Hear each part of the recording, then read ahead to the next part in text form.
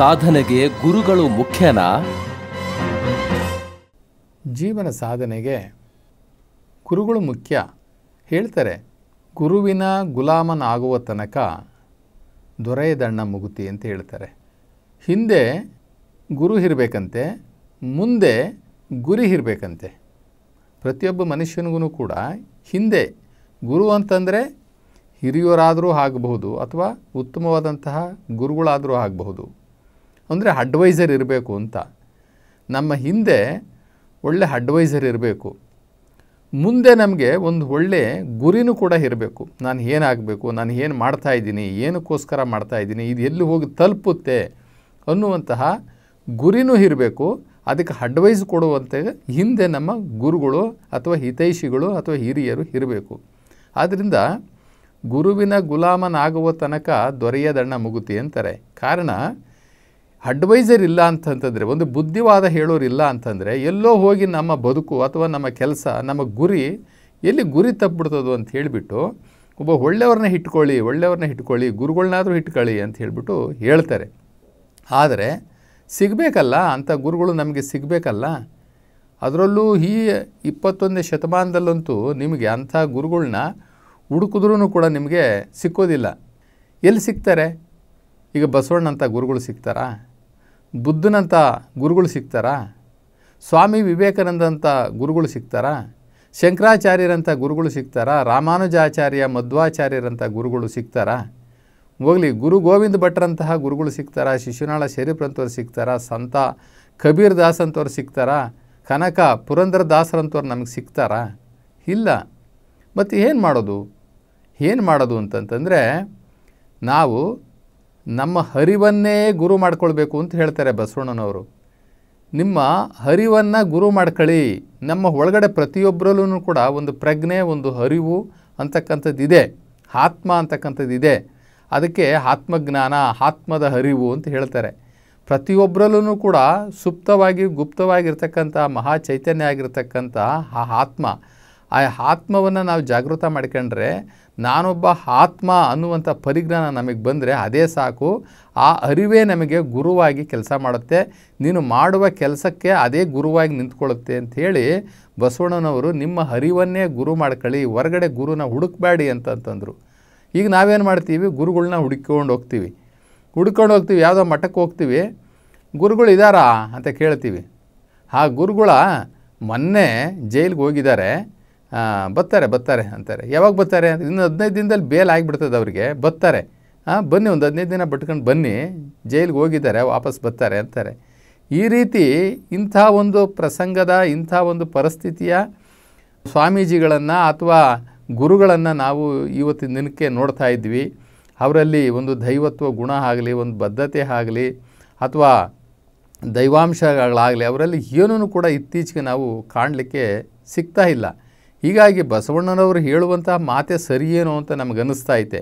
ನಮಗೆ ಈಗ ಸ್ವಾಮಿ ವಿವೇಕಾನಂದ ಹೆಂಗಾದರು ಅಂತಂದರೆ, ರಾಮಕೃಷ್ಣ ಪರಮಹಂಸನಂತಹ ಗುರುಗಳು ಸಿಕ್ಕಿದ್ದಕ್ಕೆ ಸ್ವಾಮಿ ವಿವೇಕಾನಂದ ಅಂತರೊಬ್ಬರು ತಯಾರಾದರು. ಇನ್ನು ಇವತ್ತಿನ ಆಚಾರ್ಯರಿಗೆ, ಆವತ್ತು ಆದಿಶಂಕರಾಚಾರ್ಯರು ಸಿಕ್ಕಿದ್ದಕ್ಕೆ ಆಚಾರ್ಯರೆಲ್ಲರೂ ಕೂಡ ಪವಿತ್ರ ಆದರು. ಇನ್ನು ಶರಣರಿಗೆ ಬಸವಣ್ಣನಂತಹ ಗುರು ಸಿಕ್ಕಿದ್ದಕ್ಕೆ ಲಕ್ಷಾಂತರ ಶರಣರು ತಯಾರಾದರು, 770 ಅಮರಗಣಗಳು ತಯಾರಾದರು, ಲಕ್ಷ ಜನ ಔಟ್ಪುಟ್ ಆದರು. ಎಲ್ಲಿಂದ? ಅನುಭವ ಮಂಟಪದಿಂದ. ಯಾಕೆ? ಗುರು ಹಂಗಿದ್ರು, ಅದೊಂದು ಯೂನಿವರ್ಸಿಟಿ, ಆಧ್ಯಾತ್ಮಿಕ ಯೂನಿವರ್ಸಿಟಿ ಹಂಗಿತ್ತು, ಅವರೆಲ್ಲ ಔಟ್ಪುಟ್ ಆದರು. ಈಗ ಗುರುಗಳು ಹೆಂಗಿರ್ತಾರೆ ಅಂತಂತಂದರೆ, ನಮ್ಮ ಹಳ್ಳಿ ಕಡೆ ಹೇಳ್ತಾರೆ, ಚೋರ ಗುರು ಚಂಡಾಳ ಶಿಷ್ಯ ಅಂತ ಹೇಳ್ಬಿಟ್ಟು. ಎಲ್ಲ ಚೋರ ಗುರುಗಳು ಚಂಡಾಳ ಶಿಷ್ಯರೇ. ಇನ್ನು ಈ ಒಂದು ಜಗತ್ತಿನ, ಈ ಸಮಾಜದ, ಈ ಧಾರ್ಮಿಕದ, ಈ ಆಧ್ಯಾತ್ಮಿಕದ ಪರಿಸ್ಥಿತಿ ಏನು ಆಗಬೇಕು ಹೇಳ್ರಿ? ಅದರಿಂದ ಬಸವಣ್ಣನವರು ಹೇಳಿದ ಮಾತು ಕಾಲಕ್ಕೂ ಸರಿ ಅನ್ನಿಸ್ತದೆ. ಕೆಲವು ಕಾಲಜ್ಞಾನದ ವಚನಗಳೂ ಕೂಡ ಹೀಗೆ ಹೇಳ್ತವೆ. ಮುಂದಿನ 21ನೇ ಶತಮಾನದಲ್ಲಿ, ಅಂದರೆ ಕಲಿಯುಗದ ಅಂತ್ಯಕಾಲದಲ್ಲಿ ತುಂಬ ಕೆಟ್ಟ ಗುರುಗಳು ಹುಟ್ಕೊಳ್ತಾರೆ, ಕಳ್ಳ ಸನ್ಯಾಸಿಗಳ ಕಾಟ ಜಾಸ್ತಿ ಆಗುತ್ತೆ, ಜಂಗಮರ ಕಾಟ ಜಾಸ್ತಿ ಆಗುತ್ತೆ, ಎಲ್ಲೆಲ್ಲೂ ಕೂಡ ಅಸತ್ಯವನ್ನು ನುಡಿಯುವಂಥ ಜ್ಯೋತಿಷ್ಯಕಾರರು ಜಾಸ್ತಿ ಆಗ್ತಾರೆ, ಜನಗಳನ್ನು ಮೋಸ ಮಾಡ್ತಾರೆ ಅಂತ ಹೇಳ್ತಾ ಇದ್ದಾರೆ. ಇವತ್ತು ನೋಡ್ರಿ, ಅದೇ ರೀತಿ ಯಾವ ಟಿ ವಿ ನೋಡಿದ್ರೂ ಕೂಡ ಜ್ಯೋತಿಷ್ಯ ಹೇಳೋರೇ ಆಗಿದ್ದಾರೆ. ಎಲ್ಲಿ ನೋಡಿದ್ರು ಜ್ಯೋತಿಷ್ಯ ಹೇಳೋರು, ನಾನು ಗುರು, ನಾನು ಜಗದ್ಗುರು. ಆಮೇಲೆ ಆ ಜಗದ್ಗುರು ಅನ್ನೋದ್ರ ಜೊತೆಗೆ ಇನ್ನೇನೇನೋ ಹೆಸರುಗಳು ಇಟ್ಕೊಂಡ್ಬಿಟ್ಟಿದ್ದಾರೆ. ಅವ್ರದ್ದು ಹೊಟ್ಟೆಪಾಡಿನ ಜೀವನ ಆಗೋಗ್ಬಿಟ್ಟೈತೆ. ಅಂದರೆ ಸುಳ್ಳು ಹೇಳುವಂತಹ ಜ್ಯೋತಿಷ್ಯರು ಜಾಸ್ತಿ ಆಗೋಗ್ಬಿಟ್ಟಿದ್ದಾರೆ. ಕಾವಿ ಬಟ್ಟೆ ಹಾಕ್ಕೊಂಡಿರ್ತಕ್ಕಂಥ ಖದೀಮರು ಜಾಸ್ತಿ ಆಗಿಬಿಟ್ಟಿದ್ದಾರೆ.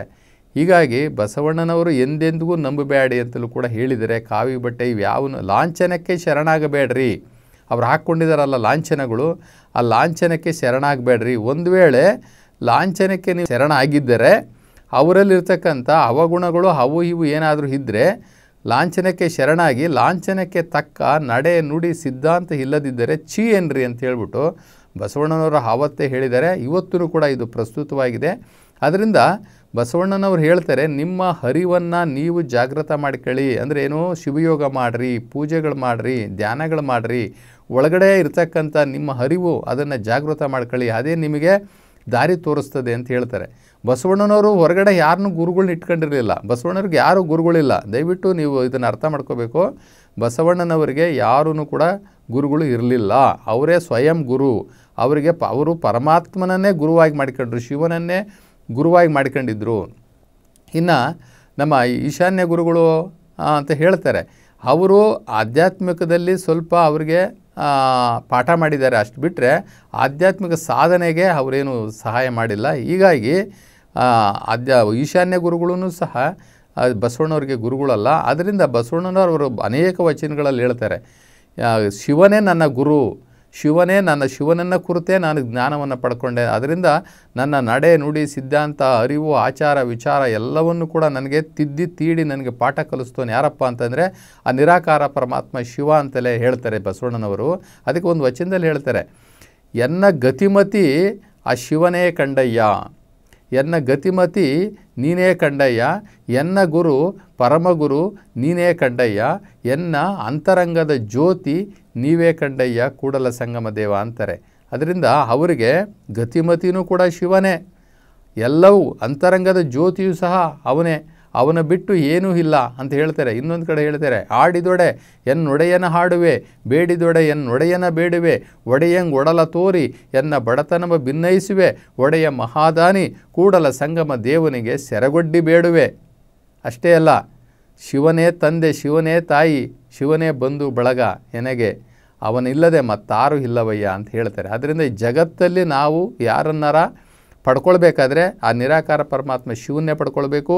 ಗುರುವಾಗಿ, ತಂದೆಯಾಗಿ, ತಾಯಿಯಾಗಿ ಎಲ್ಲದರಲ್ಲೂ ಕೂಡ ಅವನಿಗೆ ಸರೆಂಡ್ರಾಗಿ ಅವನ್ನೇ ಸ್ವೀಕಾರ ಮಾಡಿ, ಅಕ್ಕ ಮಹಾದೇವಿ ಹೇಳ್ದಂಗೆ ನಾವು ಅವನಿಗೆ ಸರೆಂಡ್ರಾಗಿ ಈ ಜಗತ್ತಲ್ಲಿ ನನಗೆ ಯಾರೂ ಇಲ್ಲಪ್ಪ, ನನಗೆ ನಿನ್ನ ಬಿಟ್ಟರೆ ನನಗೆ ಯಾರೂ ಇಲ್ಲ, ನೀನೇ ನನ್ನ ಅರಿವೇ ಗುರುವಾಗಿ ಬರ್ತೀಯೋ ಇಲ್ಲ ನೀನೇ ಬರ್ತೀಯೋ, ನನ್ನ ದಾರಿ ತೋರಿಸ್ತೀಯೋ, ಏನು ಮಾಡ್ತೀಯೋ ಗೊತ್ತಿಲ್ಲ, ನಾನು ನಿನಗೆ ಶರಣಾಗಿದ್ದೀನಿ, ನನ್ನ ಕರ್ಕೊಂಡು ಹೋಗೋದು ಮುಂದೆ ನಡೆಸುವಂಥದ್ದು ಎಲ್ಲವೂ ಕೂಡ ನಿನಗೆ ಅಂಥೇಳಿ ನಾವು ಆ ನಿರಾಕಾರ ಪರಮಾತ್ಮನ ಶಿವನ್ನೇ ನಾವು ನಂಬ್ಕೊಬೇಕೇ ಹೊರತು ಇನ್ನು ಈ ಕಲಿಯುಗದ ಹಂತಕಾಲದಲ್ಲಿ 21ನೇ ಶತಮಾನದಲ್ಲಿ ಹೊರಗಡೆ ಗುರುಗಳನ್ನು ಹುಡ್ಕೋವಂಥದ್ದು ತುಂಬ ಕಷ್ಟ ಆಗುತ್ತೆ. ಅಂಥ ಗುರುಗಳು ನಮಗೆ ಸಿಕ್ಕೋದೇ ಇಲ್ಲ ಅಂತ ನಮ್ಮ ಅಭಿಪ್ರಾಯ.